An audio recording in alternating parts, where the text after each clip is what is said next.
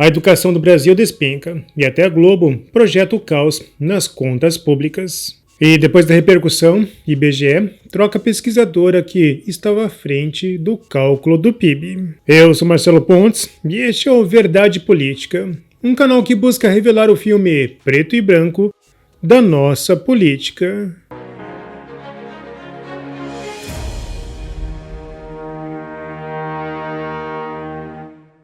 O senador Cristóvão Buarque sempre foi vendido como o grande defensor da educação. Mas a causa soa frustrante, já que ele defende a bandeira errada.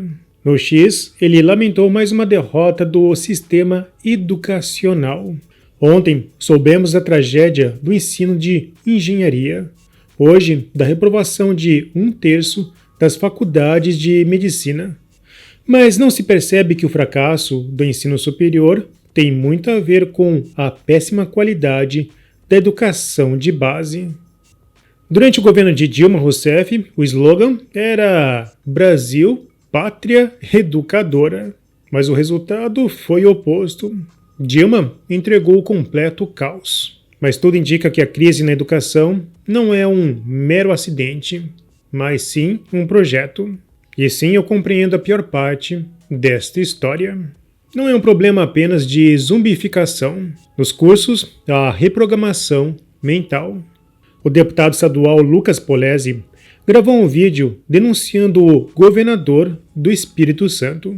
O governo Casagrande acaba de publicar uma resolução soviética formalizando a entrega da educação das escolas de assentamento e escolas do campo ao MST. Eu digo formalizando porque, na prática, o governo Casagrande já entregou essas escolas rurais ao MST há muito tempo. Eu tenho diversos vídeos aqui expondo essas denúncias e também representações na justiça ao longo desses últimos anos que nunca deram em nada, sobre o MST ter tomado conta dessas salas de aula nos interiores. Todas essas imagens que eu tô mostrando aqui, isso tudo aqui, são imagens de aulas acontecendo. Aulas, pessoal, nas escolas famílias do nosso estado, que são as escolas ligadas ao governo do estado, direcionadas a atender as pessoas do campo, das formações dos professores que trabalham com eles. E é isso aqui, olha, gente, é de dar desesperança. Não é uma formação pedagógica, é uma formação de militante. Imagina o nível, né, do profissional que tá saindo. Você vai ver, aqui ó, no slide, a temática que eles estão trabalhando é a necessidade de superação do capitalismo.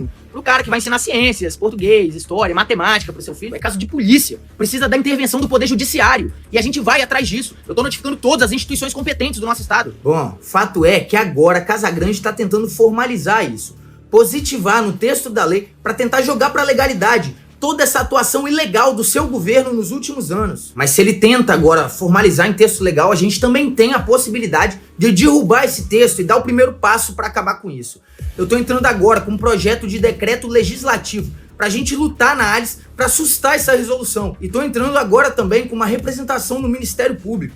Porque o governo não pode, sob o pretexto de regulamentar a educação, impor doutrinação de viés ideológico na sala de aula. Isso é um absurdo, isso é criminoso. Bom, isso é uma verdadeira reprogramação mental. E sim, tem estatal do governo financiando ideologia para reprogramação mental.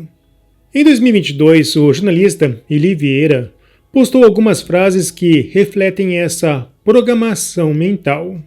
A firmeza de Alexandre de Moraes na defesa da democracia foi fundamental e o Brasil será eternamente grato, inclusive esta humilde coluna. Matheus Leitão, jornalista, ajudando a inaugurar fã-clube de autoritário na imprensa brasileira. Liberdade de expressão não é liberdade de disseminar ódio, desinformação e preconceitos. Basília Rodrigues, jornalista, aquela que pensa que está escrito independência ou morte na bandeira do Brasil. Já notaram que a liberdade de expressão anda sendo citada pelos filósofos amadores só pelo que ela não seria? Enquanto isso, a mordaça só vai crescendo. Repitam comigo, derrubar fake news não é censura. Ana Júlia Ribeiro, deputada estadual do Paraná, e mais uma filósofa liberal amadora.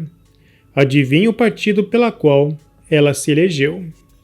Quando assisto pessoas dizendo que vão se mudar do Brasil por causa da eleição de Lula, lembro de vontade parecida em maio de 1888, por muitos que não imaginavam ser possível viver sem escravos. Cristóvão Buarque. Bom, curiosamente, essas mentes brilhantes não enxergam um palmo à frente de sua face. Bom, Lula segue buscando o imposto perfeito, o que seria equivalente a 6 meses de trabalho do povo brasileiro. Bom, isso transformaria o governo em sócio, mas Lula pode chegar a 51%. Aí ele vai mandar na sua vida. Bom, e ele seria um sócio ilegítimo, já que não aparece para trabalhar.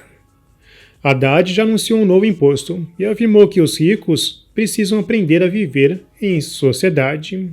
O ministro vai descobrir da pior forma que o rico pode viver em sociedade em outros países. E a cada canetada criando mais impostos, o Paraguai agradece. A Karsten, que é uma grande indústria brasileira de lençol, roupa de cama, essas coisas, já informou que está trazendo a indústria dela para cá. Vai começar a maquilar daqui. Mais uma das grandes, porque as pequenas estão vindo a rodo, né? E tem uma grande, e o Paraguai não está chamando só a atenção de brasileiro. Tem uma big indústria espanhola de alimento e ela trabalha com exportação e ela decidiu montar a nova planta dela aqui no Paraguai, vai investir mais de 300 milhões de dólares na planta dela aqui. Então o Paraguai tá no radar de todo mundo, até dos europeus. Tá bombando. Bom, e esses abusos só são aceitos porque há uma grande massa alienada no Brasil. E a matemática é simples. Quanto mais alienados, mais votos recebe o PT. O especialista em marketing digital João Pedro Mota lançou uma proposta. Minha proposta para a CLT é simples. Ao invés da empresa pagar todos os benefícios, FGTS, INSS, todos os impostos e afins, ela manda o dinheiro diretamente para o funcionário e ele pagar para o governo. Se o dinheiro sair da conta dele, muda muito a percepção psicológica da coisa. Porque assim, fica imaginando lá no Brasil, o funcionário, em vez de ganhar 3 mil, ganhar 6 mil. Aí 3 mil ele paga para o governo. Justo. Dá uma percepção, né? Que ele tá pagando mais. É. Porque ele não tem essa percepção. Eu tava vendo um tributarista comentando, né, da toda a reforma tributária, tudo. E no fim ele acha que vai ser bom. Porque ele falou que o brasileiro não tem noção nenhuma de quanto ele paga de imposto. E a hora que o brasileiro começar a ter essa visão de quanto realmente ele paga, aí vai cair a ficha dele que ele precisa lutar contra isso, entendeu? Porque as pessoas, elas não entendem. O CLT não entende. Que ele poderia estar recebendo 6 mil, mas ele recebe 3. E tudo isso para ter o pior retorno em impostos do mundo. Sim, porque daí é muito bonito, né? Se chegar na internet e falar, porque é a Dinamarca. Mas a gente não tem educação da Dinamarca. A gente tá assim, muito distante da Dinamarca. A gente paga como a Dinamarca, mas recebe como Angola. E a grande questão é como ninguém percebe isso. A resposta é educação. Em 2023, Haddad prometeu em 2024 o déficit zero, mas ele não chegou, nem em 2025.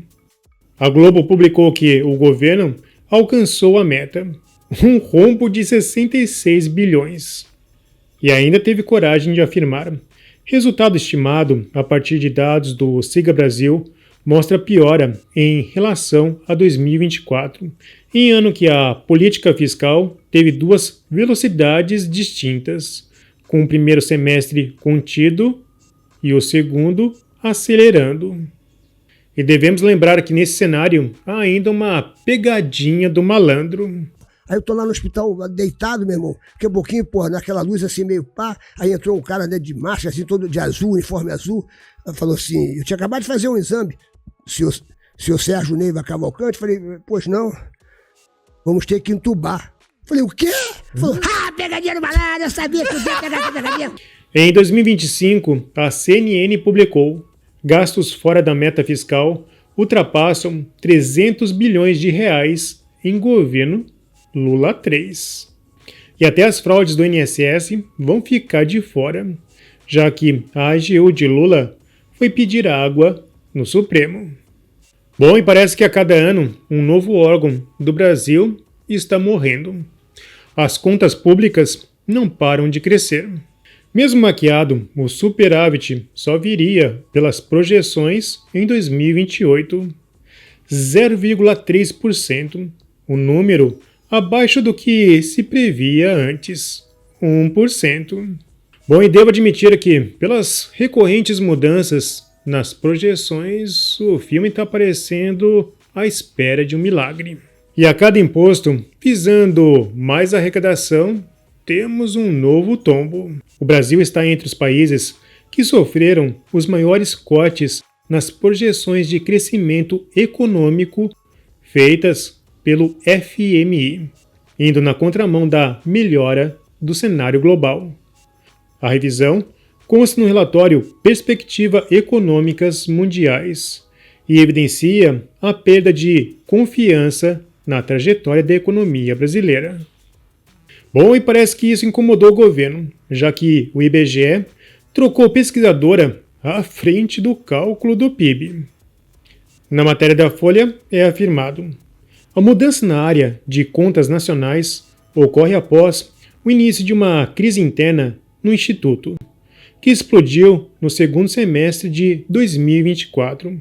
Na época, o Sindicato de Servidores do órgão e o corpo técnico do IBGE passaram a questionar medidas adotadas pela gestão Postman. Ou seja, os ativistas dentro do IBGE se incomodaram com o líder ativista do IBGE. É mole? Como pode, né? O cara conseguiu ser ativista demais.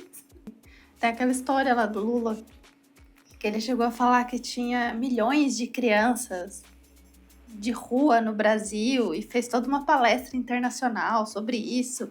Todo mundo ficou comovido e aí depois o próprio assessor dele chamou ele e falou assim: ô Lula, não dá. Se tivesse essa quantidade de criança de rua no Brasil, não ia dar pra andar no Brasil.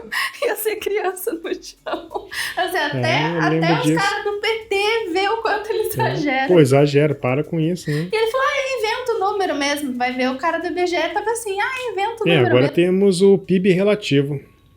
Bom, e apertem os cintos, porque o piloto sumiu. Ou, na verdade, foi trocado por um ditador. Bom, se você apoia a Verdade Política, não se esqueça, curta, comente e compartilhe. Clique no sininho para você receber as nossas notificações. E vamos continuar na luta em prol da verdade.